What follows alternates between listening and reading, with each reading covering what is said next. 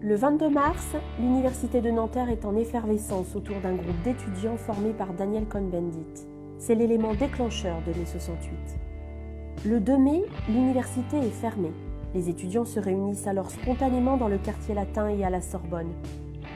Le 3 mai, premier gaz lacrymogène, premier lancer de pavés et première barricade dans le quartier latin.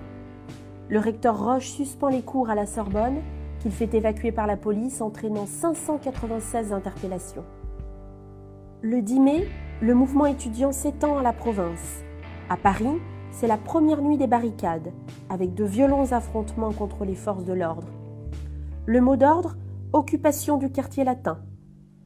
Petit à petit, l'opinion publique rejoint le mouvement des étudiants.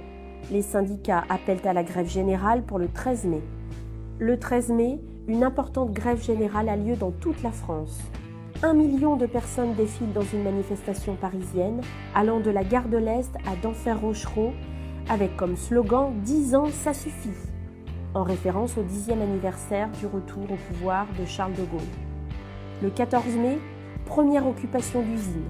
Sud Aviation à Nantes, le directeur est séquestré. Le théâtre de l'Odéon est également occupé. Et l'École nationale supérieure des beaux-arts de Paris est transformée en atelier populaire. Le 19 mai, face à la dégradation de la situation sociale et à la multiplication des mouvements de grève, le général de Gaulle, récemment rentré de Roumanie, déclare « La réforme, oui, la chienlit, non ». Le festival de Cannes est clôturé de manière anticipée. Du 20 au 24 mai, le mouvement de grève est généralisé. Les transports, terre, air, mer, l'aéronautique, l'automobile, les charbonnages sont entièrement paralysés. En grève également EDF-GDF, les chèques postaux, la Banque de France, les services municipaux. Les milieux financiers réagissent à leur tour, le franc est affaibli sur le marché de New York et la bourse est fermée le 21. Le 27 mai, les négociations entamées depuis 2 jours entre le gouvernement et les syndicats aboutissent aux accords de Grenelle. Augmentation du SMIC et des bas salaires. Mais les ouvriers votent la poursuite de la grève. Le 29 mai, la crise sociale est devenue largement politique. Le président de la République, Charles de Gaulle, se retire quelques jours secrètement à Baden-Baden.